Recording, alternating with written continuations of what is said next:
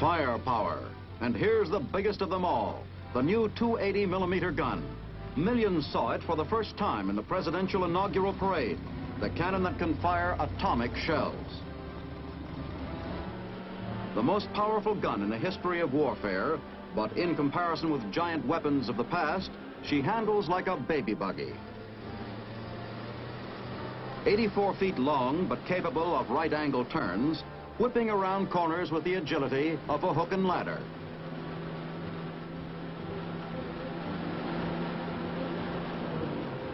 She can do 35 miles an hour on the highways and turn off them cross-country to get just about anywhere she's headed on her own.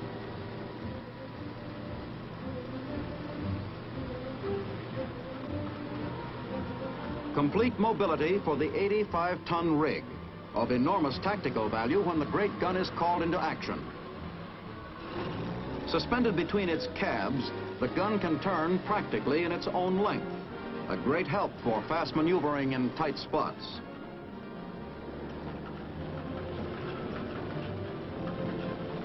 The fore and aft cabs of the gun operate independently, but keep in communication by telephone. Goliath guns of history, like World War I's Big Bertha, required railroad cars and hundreds of troops to set them up. So superbly balanced and designed is the 280 that a 6-man crew, just 6 men, are needed to set this giant up for business. From absolute scratch, they can complete the emplacement of the gun and have her primed for firing in a little under 20 minutes. Balanced on 3 jacks and a turntable, her weight and size present no handling problems when released from the support of the cabs.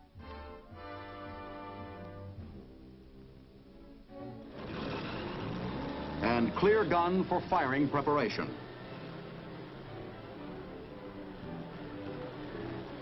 Each of the 6-wheeled 375 horsepower engine cabs handle a real payload on the gun.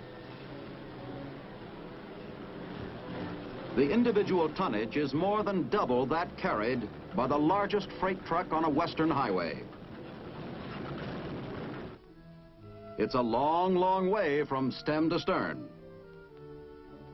The barrel alone is 40 feet in length. First job, to get the gun's tube from transporting position to firing position.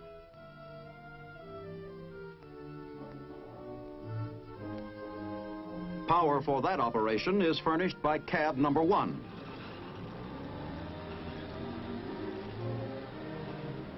And to face her around to the direction of the target requires the manpower of only 5 of her crew members. So superbly balanced is the monster on her turntable. The gun will traverse a full 360 degrees in azimuth, a complete circle. Most of the operations for readying the gun, though, are accomplished automatically, with the juice supplied by a portable generator.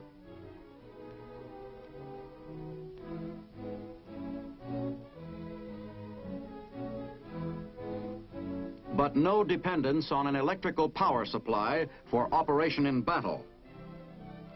In the event of power failure, all of the gun's controls can be operated manually.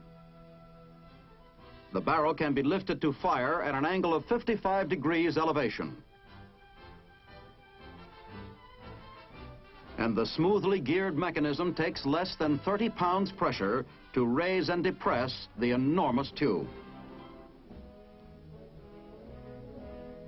And ready to load her.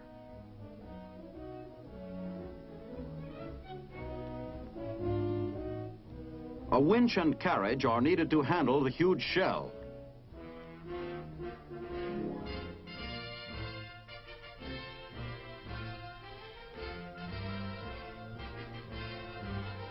No, not the atomic variety this time, but the procedure would be just the same to load up with the kind that raises a mushroom of destruction. Just a conventional 280mm shell, if you can call a projectile this big conventional. A shell that will travel 20 miles and land on a pinpointed target.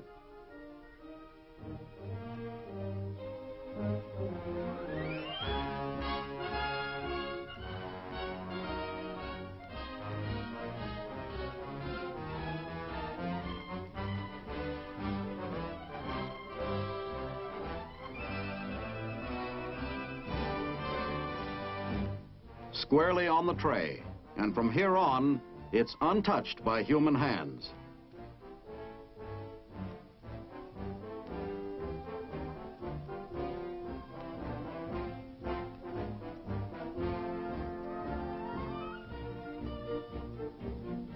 The shell is driven home by hydraulic rammer.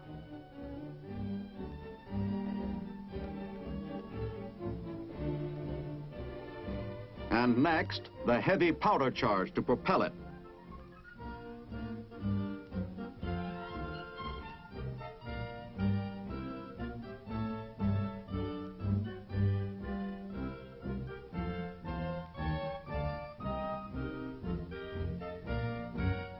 And button her up.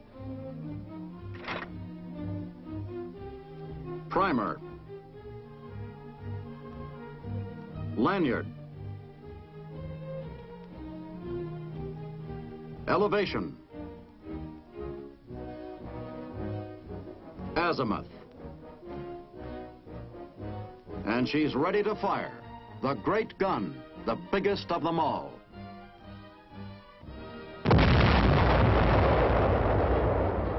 Firepower, from the world's first gun to speak with the fury of bursting atoms. Firepower, a big voice ready to sound off if needed for democracy.